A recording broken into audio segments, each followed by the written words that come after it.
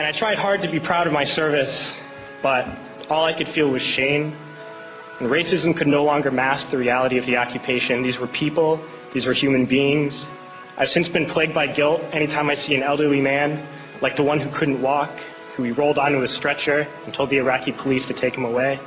I feel guilt anytime I see a mother with her children, like the one who cried hysterically and screamed that we are worse than Saddam as we forced her from her home.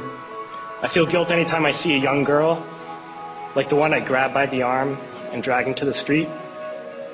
We were told we were fighting terrorists. The real terrorist was me, and the real terrorism is this occupation. Racism within the military has long been an important tool to justify the destruction and occupation of another country. It has long been used to justify the killing, subjugation, and torture of another people. Racism is a vital weapon employed by this government. It is a more important weapon than a rifle, a tank, a bomber, or a battleship. It is more destructive than an artillery shell, or a bunker buster, or a Tomahawk missile. While all those weapons are created and owned by this government, they are harmless without people willing to use them. Those who send us to war do not have to pull a trigger or lob a mortar round. They do not have to fight the war, they merely have to sell the war. They need a public who is willing to send their soldiers into harm's way.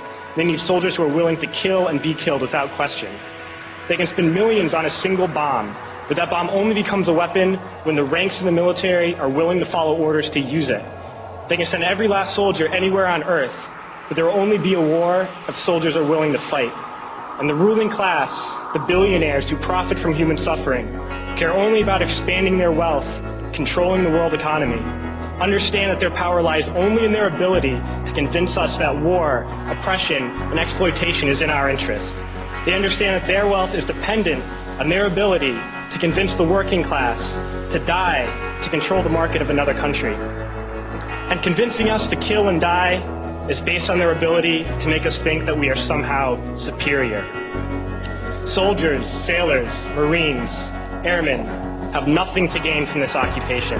The vast majority of people living in the U.S. have nothing to gain from this occupation. In fact, not only do we have nothing to gain, but we suffer more because of it. We lose limbs, endure trauma, and give our lives. Our families have to watch flag-draped coffins lowered into the earth. Millions in this country without health care, jobs, or access to education must watch this government squander over $450 million a day on this occupation.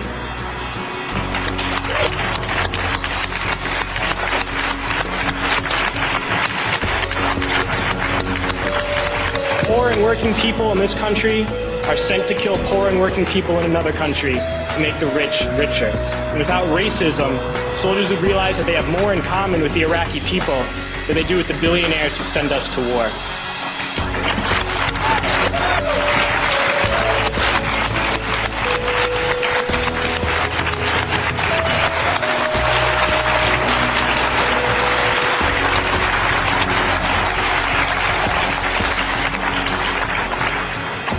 I threw families onto the street in Iraq, only to come home and find families thrown onto the street in this country, in this tragic and unnecessary foreclosure crisis. We need to wake up and realize that our real enemies are not in some distant land.